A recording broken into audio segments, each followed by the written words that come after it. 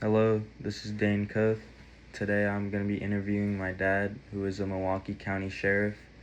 Um, First question, can you describe your role as a sheriff when responding to a vehicle crash? So my role, as it relates to crashes, is we get to the scene. Well, first we try to do we have our dispatch try to tell us if there are injuries or if the vehicles are in traffic. In traffic meaning that they're in a driving lane. Um, depending on how those, depending on the answer of those questions, determines our response time. So if there's injuries or if there's vehicles blocking traffic, we will respond in emergency mode, meaning with our lights and sirens on. Um, so depending on what kind of crash it is, if it's just what we call a property damage only crash, where two vehicles are damaged only, no government property and no injuries, then we'll go to the scene and we'll take statements from both drivers, any passengers that are inside. We get everybody's information, their phone numbers, their insurance if they have it. If they're not the owner of the car, then we get the owner's information. Then we use our reporting system, generate a report number for them, and then we usually give them an information sheet with some of the other driver's information and the report number, and that's pretty much it for regular property damage only crash. Now, if there's injuries, then we'll work with the fire department that usually responds, um, and then we'll get information from them where if the person's going to the hospital, what hospital they're going to. Then there's a run number that we call it, that we have to document in the crash report. So Okay. What are the most common causes of crashes that you investigate? inattentive driving. Okay, is the second speeding? Or, Speed, and yeah, I would say speed. And for most single vehicle crashes where we have a crash that vehicle hits a wall or goes off the freeway, it's usually speed related. But in most cases, it's just people not paying attention. The majority of the crashes that we have are two vehicle, rear end collision types, where there's traffic, there's heavy traffic, and one person is either on their phone or just not paying attention and doesn't realize the car ahead of them stopped and then hits them. The other common two vehicle crashes that we have are side swipes. So someone's not paying attention to where they are in their lane, um, and hit the car next to them. Those are a little bit more difficult to determine fault because both drivers say, well, they came into my lane. Well, no, you came into my lane. You know, unless we have video or something, it's hard to pick a side. yeah, that leads me into my next question. How do you determine what happened in the crash? Um, we use a number of things. We use driver statements, witness if there's any witnesses. Fortunately, on our freeway in Milwaukee County, our freeways have a lot of cameras, so sometimes we can use camera footage. Dash cams are becoming a lot more prevalent. Um, but for me, I've investigating these crashes for over 10 years. Tire marks, the types of damage, location of damage, um, all these things kind of help put the story together. So sometimes we might have a driver that, oh, I don't know what happened. I just, whatever. Um, I just hit the wall. Like, nobody just hits a wall for no reason.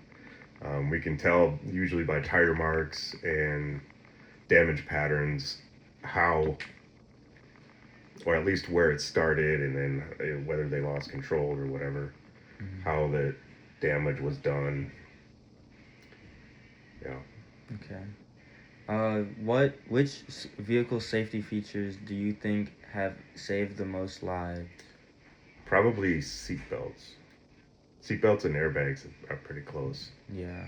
Um, we have a lot of we've had a lot of really bad crashes and years that we've been surprised that people just walk out of. Mhm. Um, Front end collisions, rollovers, even like people just crawl right out of the car like nothing happened sometimes with maybe a couple of bruises from the steering wheel or Or from the their airbag yeah, themselves. Yeah. right. Um, but Because I yeah, know the that those seatbelts airbags and go out like quick. yeah, yeah, they It's like they don't they use gunpowder to shoot them off, I don't think it's gunpowder. I'm not or I sure think it's exactly what. something. Yeah, it's some kind of like it's some kind of a gas that they use. It's usually stored in the front of the car, but yeah, definitely seatbelts and airbags. It would be hard to pick one. Yeah. I mean, it all depends on what type of accident, how Hmm. severe it is. Right. So, Yeah. um, what are some common mistakes that drivers make that increase the severity of crashes? Common mistakes, I would say probably um, texting and driving or doing anything on their phone. They Mm-hmm. always say, "Well, I wasn't texting," or I they could wasn't be looking texting, at I their was on my GPS. map. Right? Yeah, I was Yeah. on GPS or this and or whatever. That's one of the things. Also, speed, especially so like on a rainy day or a bad weather day, we don't have a whole lot of bad crashes during the actual weather event. It's usually right after, so the rain stops, and then within half an hour, 45 minutes, all of a sudden we start getting really bad crashes because Mm-hmm. these people act like, oh, the rain stopped, I can go 90 miles an hour again, and Mm-hmm. the road is still wet, and their car still has bald tires, so. Um, yeah, so they increase their speed while the road conditions are still adverse. Mm-hmm. Can you share an experience where a vehicle safety feature clearly saved somebody's life? Yeah, so several years ago, during a snowstorm, oddly enough, one of our squads was on the side of the road. A car had gone into the ditch, and there was a deputy in the path. It was a two-person team. The one deputy was training another one. So the FTO, the field training officer, was in the passenger seat, and the deputy trainee was in the driver's seat. They had the driver of the car in the ditch was in the back seat of the squad car. Another vehicle had come through and same thing, not paying attention, slammed into the back of that squad car, um, probably at full freeway speed. Well, the passenger that was in the back, the driver of the other vehicle that was in the back of the squad, had a seatbelt on. Maybe not have saved her life, but at least kept her from getting significantly injured because I don't know if you've been in the back of a squad car, but it's all hard plastic. Yeah. There's no cushioning at all back there, so she was very fortunate that all she got was a little whiplash. The one deputy in the front, the training officer, was not wearing her seatbelt. Her head hit the dashboard and had a concussion was out of work for 3 weeks with a concussion. Mm. The other training officer was wearing his seatbelt and um, he was fine. Nothing. Yeah, he didn't hit his head on anything. He just a little bit of whiplash. Mm-hmm. So maybe not an example of where somebody's life was saved, but significantly reduced the potential for injuries. Yeah. Serious injuries, I should say. Mm-hmm. What advice would you give young drivers about staying safe on the road? Slow down and put your phone down. Just yeah. Um, Driving is a constant thing. You have to constantly pay attention to your surroundings, your speed, the speed of traffic around you, um, especially in construction zones. Where there's actual construction being done, so there's a lot of movement and a lot of distractions on the side of the road that people pay attention more to that than the cars that are stopping in front of them. So um, they have to be more careful with that. Yeah. But yeah, speed is another thing. Yeah. Just slowing down. Speed, and then with speed taking care of We your used car, to, yeah. having good brakes Yep, and good good brakes, tires. good tires, steering, and all that stuff. Steering Yeah. components. We used to have signs outside of the bases a lot of military bases in the United States and even overseas that would say "speed kills," and they would have a picture of like a deadly car crash or something because it does. Yeah. If you look at the physics, if you do the physics, the faster something as big and heavy as a vehicle goes, the harder it is to stop it, and then the more dangerous it can be when it hits something.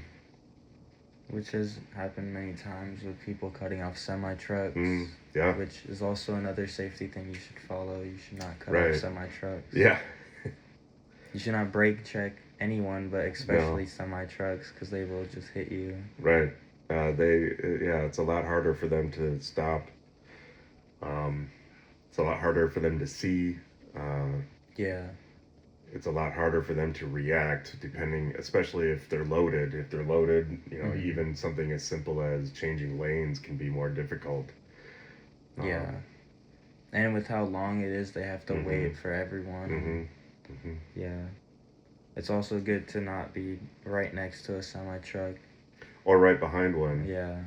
Because something as a road deputy is one of the things that we were always trained was not to sit behind semi trucks mostly because you can't see anything beyond the back of the truck. Because we're constantly looking for people walking or vehicles on the side of the road or a million other traffic hazards. If you sit behind a semi the whole time, you can't see hardly anything. So yeah, you can't react to things that could possibly hit you or anything.